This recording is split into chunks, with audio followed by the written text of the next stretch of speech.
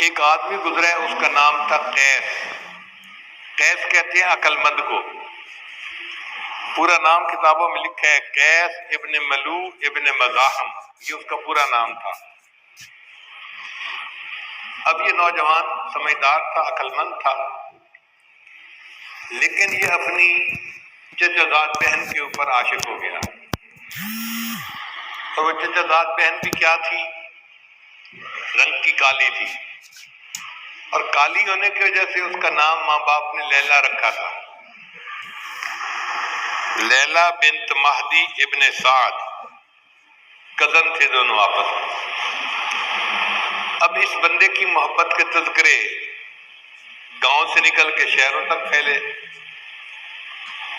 تو ایک مرتبہ باپ نے کہا کہ قیس، تیری بدنامی کی وجہ سے مجھے بہت ذلت اٹھانی پڑتی ہے، تو کیا ایک لڑکی کے پیچھے لگ گیا ہے اور تو نے خاندان کی عزت کو دھبا لگا دیا، چل میرے ساتھ حرم میں اور چل کے اس محبت سے توبہ کر۔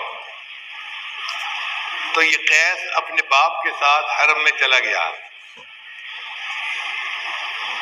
بیت اللہ کے پاس پہنچ کے والد نے کہا کہ توبہ کر اس محبت سے، تو اس نے غلاف کعبہ کو پکڑ کے ایک شعر پڑھا،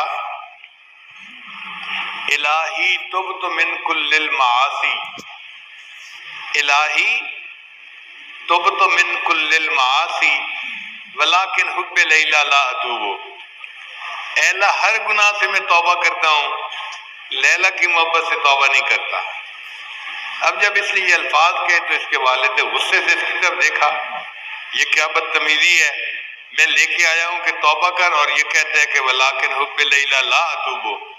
تو سمجھدار تو تھا ہی صحیح، اس نے جب دیکھا کہ والد نے خفا ہو کے دیکھا ہے تو اگلا شعر پڑھا، الہی لا تسلبنی حبہا ابدا، اے اللہ اس لیلا کی محبت کبھی میرے دل سے سلب نہ کرنا، وَيَرْحَمَ اللَّهُ عَبْدًا قَالَ آمِينَ، اور جو میری دعا پر آمین کہہ دے اللہ اس بندے کے گناہوں کو بھی معاف کر دے۔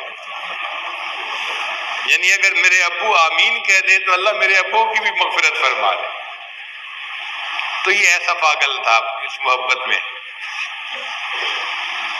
جب سیدنا حسن رضی اللہ تعالیٰ عنہ نے سیدنا امیر معاویہ رضی اللہ عنہ سے صلح کر لی اور حکومت کے معاملے میں ان کے حق میں دستبردار ہو گئے، تو حسن رضی اللہ عنہ بہت خوش تھے کہ میں نے حکومت ان کے سپرد کر دی جو اس کے زیادہ اہل تھے۔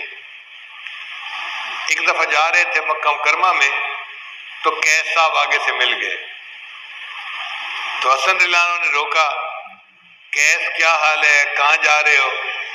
دیکھو میں نے کتنا اچھا کیا، حکومت دن کو سجتی تھی، میں نے حکومت ان کے حوالے کر دی اور خود میں ایک طرف ہو گیا ہوں۔ تو قیس خاموش کھڑا سن رہا ہے، تو حسن رضی اللہ عنہ نے فرمایا چپ کیوں کھڑا ہے، کوئی جواب نہیں دیتا؟ کہنے لگا جی کہ میں سوچ رہا ہوں حکومت تو لیلا کو سجتی ہے۔ انہوں نے فرمایا انت مجنون، تو مجنون ہے۔ اس کے بعد اس کا نام قیس کی بجائے مجنون ہو گیا کہ یہ پاگل تھا اس کے پیچھے۔